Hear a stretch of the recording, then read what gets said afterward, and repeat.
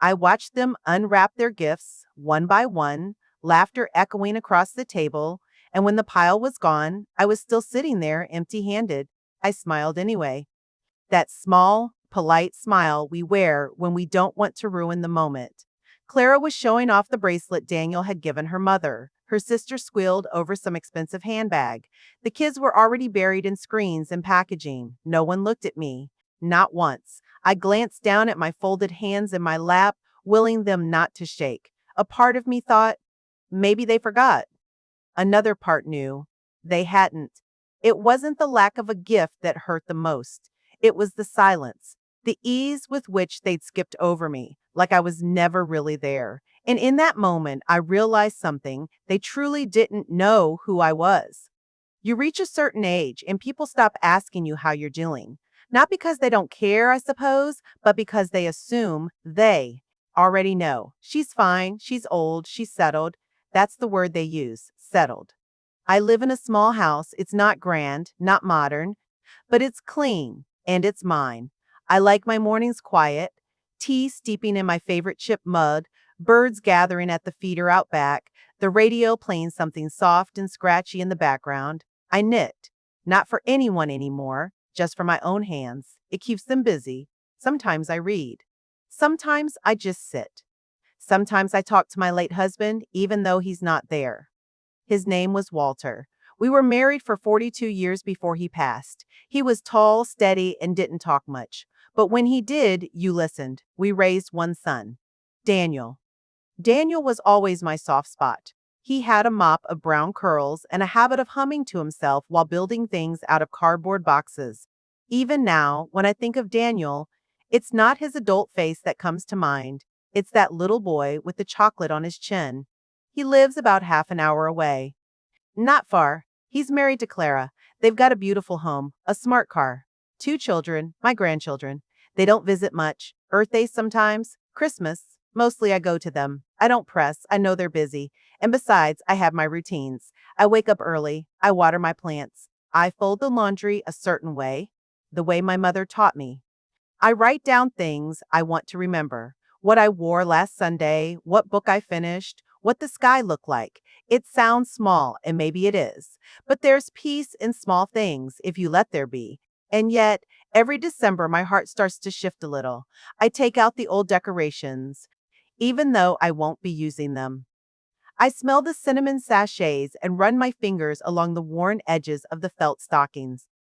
There's one with Daniel's name sewn crookedly in red thread. I made it when he was 5.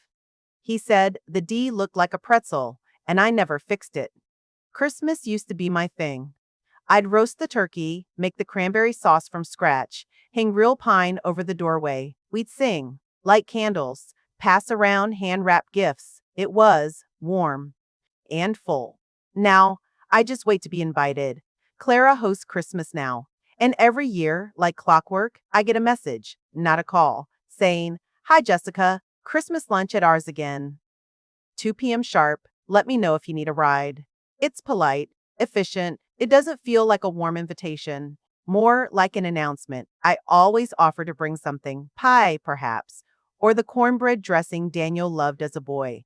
Clara says, "Oh no, we've got it all covered. Just come and enjoy." But when I arrive with a tin of cookies or a jar of spiced nuts, she'll say, "Oh, I wish you'd told me. We already have dessert." Last year, she said, "Next time, maybe just bring yourself, okay?" So I did. And later that night, she told Daniel I came empty-handed. She doesn't say these things cruelly. It's in the tone. The way she smiles and blinks a little too long. The way she calls her own mother Mama, but calls me Jessica. There's always a sense that I've overstayed my welcome and I've only just arrived.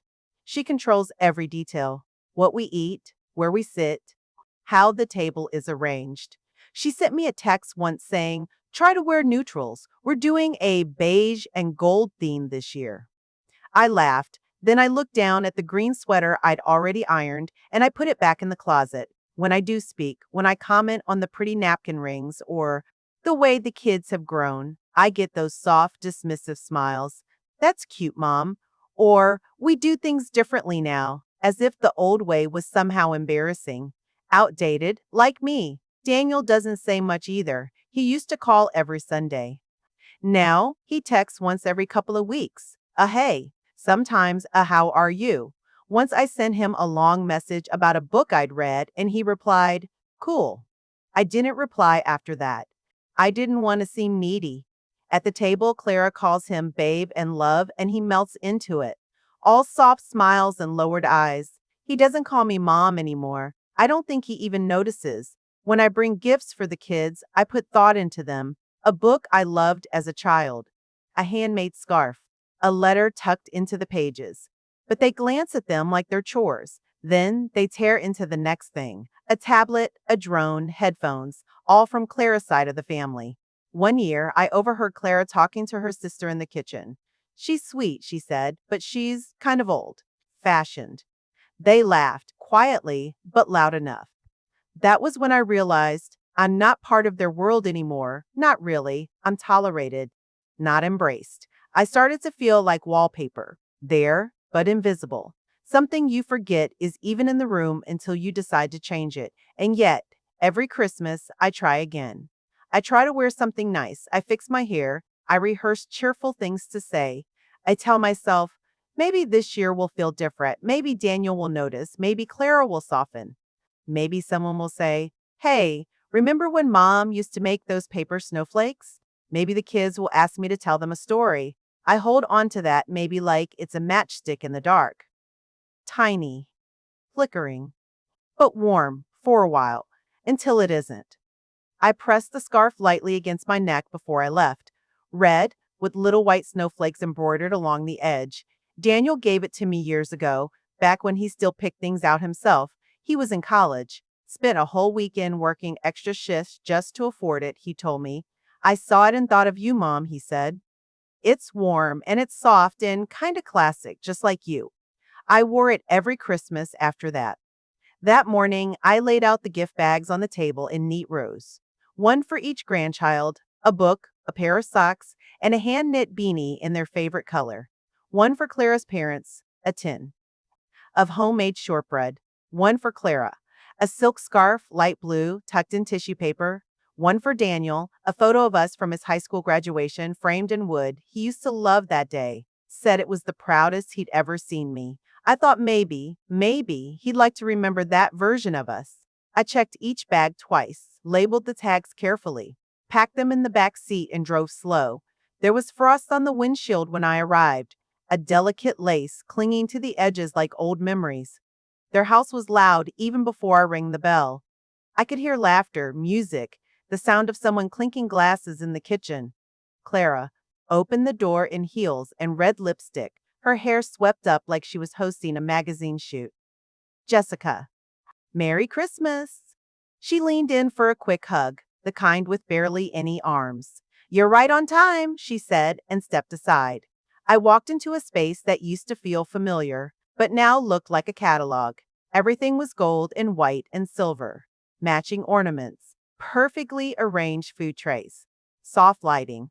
Even the smell felt curated. Cinnamon and pine, but not quite real. Her parents were already there, sitting comfortably on the couch, sipping wine. Her siblings were chatting with friends in the kitchen. The kids were running around wearing reindeer headbands and blinking light necklaces. Daniel was by the fireplace, laughing at something someone had said. He looked up when I stepped in. Hey, Mom, he called, distracted. Then he turned back to the conversation. I smiled, set the gift bags gently on the side table, and asked where I could help. Clara pointed toward the dining room. Could you finish folding the napkins? They're right there. Triangles, please, not fans. So I folded. In the middle of the folding, one of Clara's nieces asked me, are you like the grandma? I smiled. I suppose I am. She nodded like it was a piece of trivia, then skipped off. When dinner was ready, everyone gathered around the long, beautiful table. There were 12 of us, enough for a proper feast. Clara's mother sat to her right, her father to her left. Daniel sat at the other head of the table, with Clara beside him. I was shown to the far end, next to the children. I didn't mind, not really. I used to love sitting with the kids, telling stories, cutting their meat for them, making them laugh. But these kids were older now, too old for giggles, too young for gratitude. They looked at me like I was another adult in the way of dessert. Dinner was impressive. Clara always did everything big, perfectly roasted beef, garlic potatoes, something that looked like cranberry sauce but was shaped like a star. But as I looked down the table, something tugged at me. There wasn't a single dish I recognized, not one of my old recipes, not even a nod to them. No sweet potatoes with marshmallows, no green bean casserole, not even the spiced apple cider I used to make every year without fail. I remember when Daniel used to beg for second helpings of my stuffing.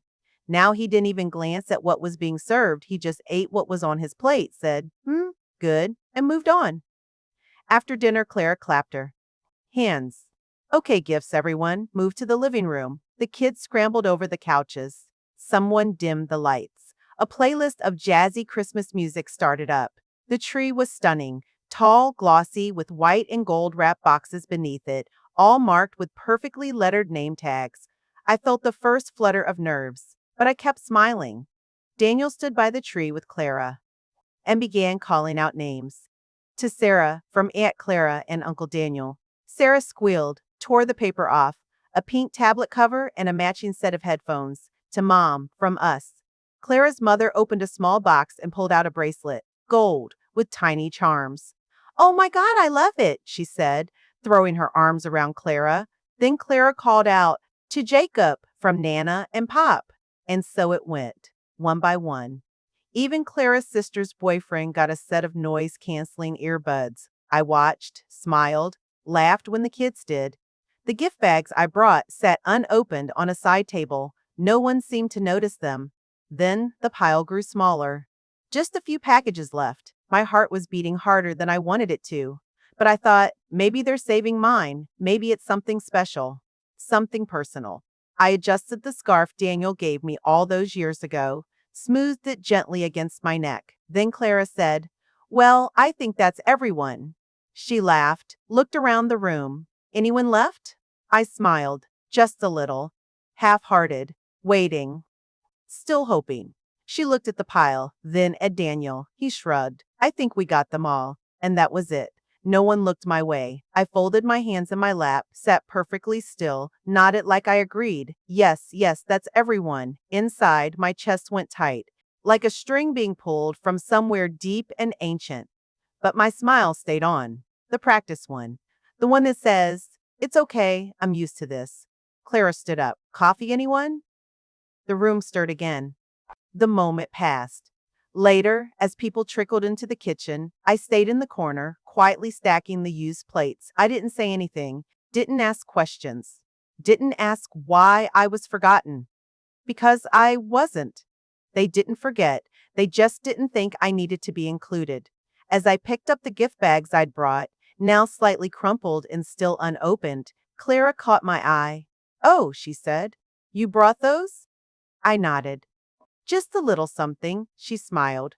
That's sweet. She didn't open hers. Neither did Daniel. The kids barely glanced at theirs. They were too busy with the new devices, the glittery boxes, the shiny things from people who mattered more. As I put on my coat, Daniel finally looked at me. Thanks for coming, Mom, he said. He kissed, the air beside my cheek. In the car, I drove home in silence. No music, no radio. Just the sound of the tires on cold pavement. I didn't cry. I just held the wheel tighter than usual.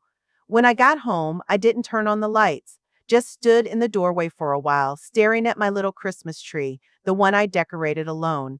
I reached up and touched the old D ornament, the one shaped like a pretzel. Then I sat down, took off the red scarf, folded it gently, and placed it back in the box it came in. Later that week, I found myself flipping through an old photo album. There was Daniel, age 5, tearing open a cardboard box wrapped in comic strips. Inside was a toy train, secondhand, but he didn't care. He hugged me so tight that day, he knocked my glasses off. Another photo. Daniel at 16, opening a sweater I knit in secret. He wore it every day that winter. Another. Clara, sitting in my living room with me just weeks before their wedding.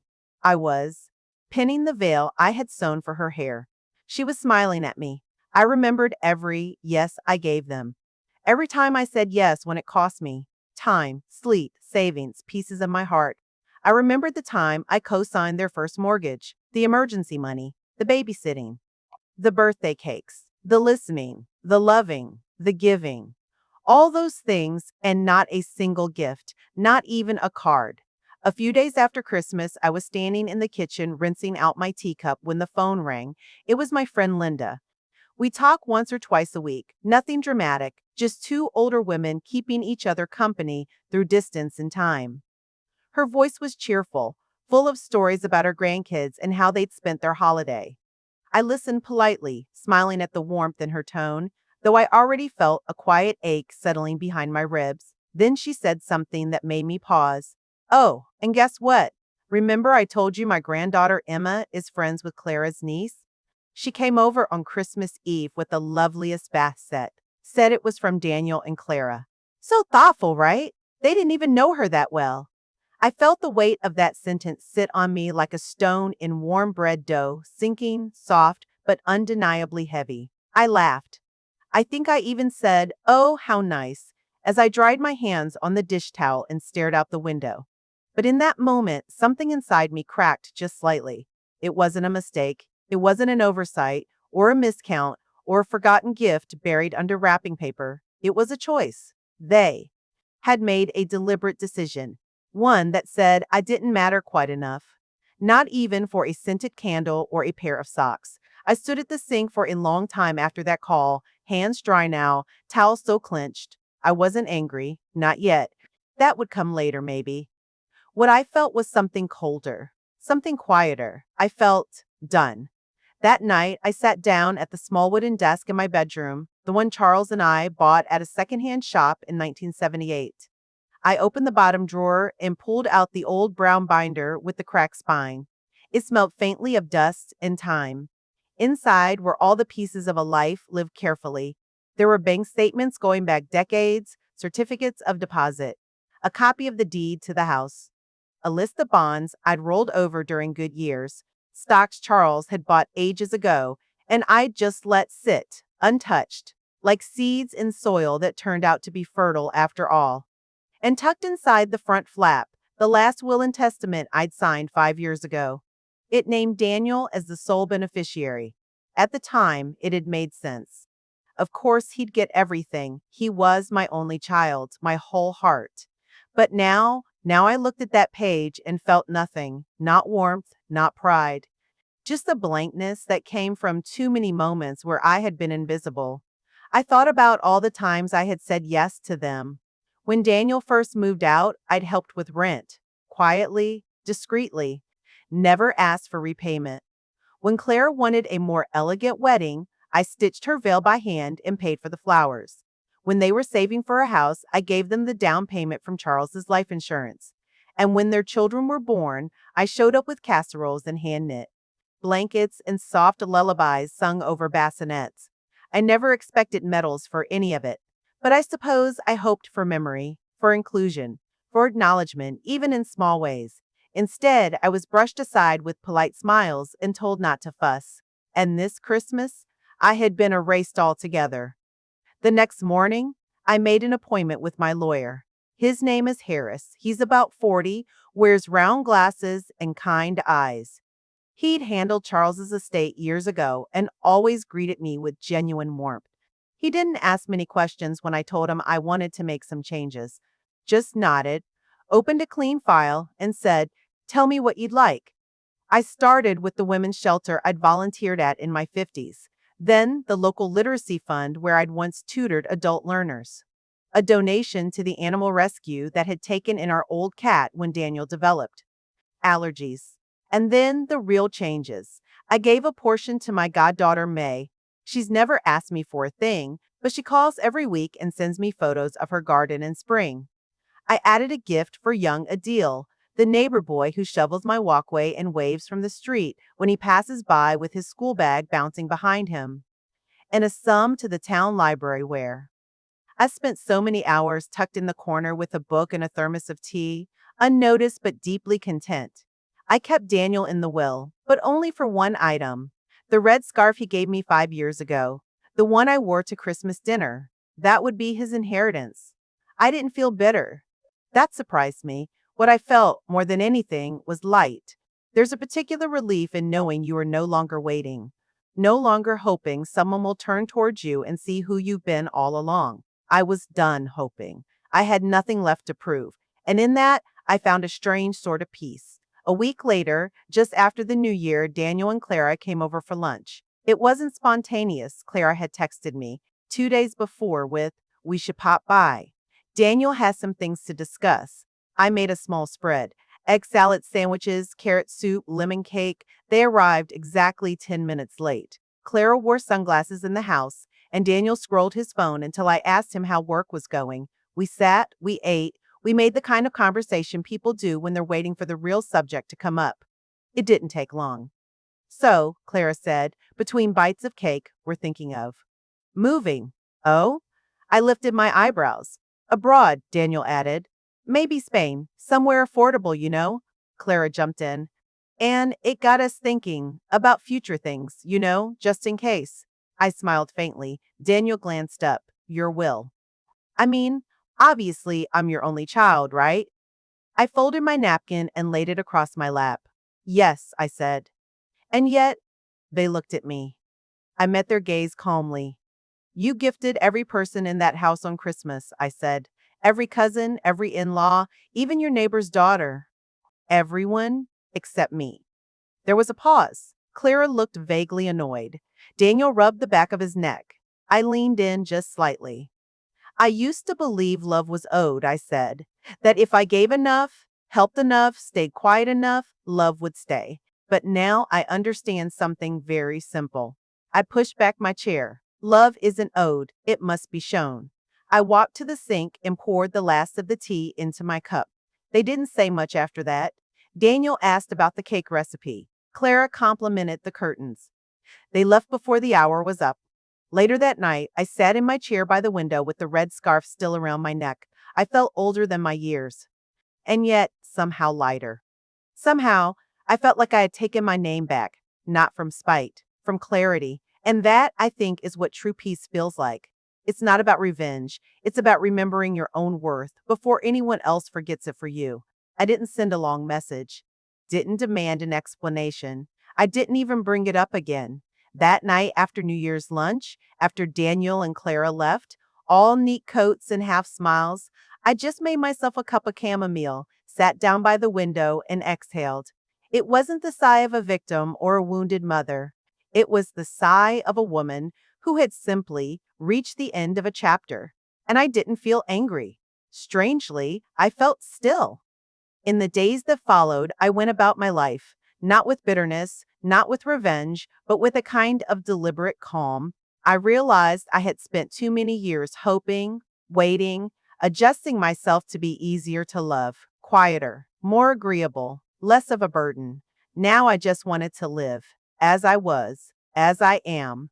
So I went back to the little things I loved. I started volunteering again at the library down the street. It's nothing fancy, just a small room tucked behind the town hall with scuffed up tables, sun-faded curtains, and shelves that always seem to be one donation away from collapsing. But it's warm. It's welcoming. Every Wednesday, I read stories to the kids who come by after school, the same kinds of books I used to read to Daniel when his legs were still short enough to swing from the couch and his head would rest so trustingly against my shoulder. They call me Miss Jessica, or just Jess. And sometimes, if they're being cheeky, the book grandma. I don't mind. One little girl in particular, Lila, reminds me so much of Daniel at that age. Big, curious eyes, full of questions and snack crumbs. She always chooses the longest book on the shelf and insists we read the entire thing, even if the library is about to close. Her mother, a young woman named Clara, started coming in with her after she moved into the women's shelter nearby. Tara has the tired eyes of someone who's had to grow up too fast, too soon, but behind them, there's fire, a quiet kind of strength. One rainy afternoon, after story time, she lingered. We started talking about books, then life, then everything in between. I told her how I used to teach, how I raised my son alone, how I missed having tea with someone who didn't rush the conversation. She told me her story too, not all at once, just pieces, little by little, like she was learning to trust her own voice again. Eventually, Sundays became our time. She'd come over with Leela and her younger son Noah.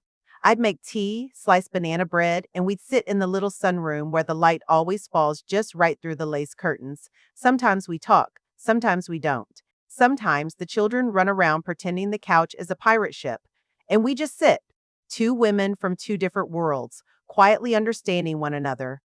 One Sunday, Tara looked at me and said, "You feel like home." And I felt something I hadn't felt in a long, long time, like I was being seen. Not as someone's mother or widow or afterthought, but just me. She started calling me Mama Jess. It made me tear up the first time she said it. Still does sometimes. Not from sadness, from the strange sweetness of life, how it can surprise you when you least expect it. That name, Mama Jess, filled a space I didn't even realize was still empty. I didn't replace Daniel in my heart. Nothing ever truly can. But I let go of the idea that love only counts if it comes from one specific person. Love is love. Even if it finds you in the form of a neighbor boy shoveling your driveway or a young mother pouring her heart into rebuilding a life. I still keep a photo of Daniel, of course. That old one, he's maybe 6, gap-toothed, holding a wooden airplane I carved for him one Christmas. It sits on my living room shelf, but now it shares the frame with a newer photo, one that Lila drew for me actually. It's crayon, messy and bold. I'm in the middle, holding hands with her and Noah, and above us she wrote, "We love you, Mama Jess." And somehow, that picture says more than any $1,000 gift ever could. I stopped waiting for phone calls that never came. I stopped checking my inbox for belated messages or excuses wrapped in politeness. I still get the occasional text from Daniel, usually around birthdays or Mother's Day. They're polite, vague. Sometimes there's an emoji, I reply, kindly, briefly. But I don't build hopes around them anymore. I don't give them more meaning than they deserve. Because here's what I've learned. Peace doesn't come from mended relationships or perfect endings. Peace comes from truth. From living a life that feels honest and full, whether or not the people you once built your world around choose to be part of it. And I do feel full, not of things, not even of answers, but of presence, of sitting in the library while little fingers trace letters out loud, of hearing Tara laugh again after weeks of silence, of drinking tea from my favorite chipped mug while rain taps gently against the windows. This is my life now, and it is enough. Once in a while, I'll still hear about Daniel and Clara, usually through someone at church or a neighbor. They did move abroad eventually. Something about a job offer in Amsterdam, or maybe it was Berlin. They didn't say goodbye when they left. I didn't expect them to. I mailed the red scarf to Daniel before they left. No note, just a box. I heard nothing back, and that was fine. I don't tell this story to make anyone the villain. Life is complicated. People grow in directions we don't always understand. I'm sure they have their own version of how things unfolded, and maybe in that version, I'm the one who was distant or hard to read. That's all right. I've stopped trying to rewrite the past or guess at someone else's heart. I just live. I listen. I laugh. I give. I rest. Sometimes on quiet nights, I'll put on old music, the kind Daniel used to dance to in socks on the kitchen floor, and I'll smile, not because I miss those days, though I do, but because I'm grateful they happened at all. And that's the part people forget, I think, that grief isn't just about losing something. It's about loving something so deeply that its absence echoes. But even echoes soften over time. These days, the loudest sound in my life is the laughter of children at the library or the way Tara hums when she washes the dishes in my sink. And every now and then, Lila will curl up beside me, rest her head on my arm, and whisper, "Don't be sad, Mama Jess. We're your family now." And I'll hold her a little tighter and whisper back, "I know, sweetheart, I know." And I do.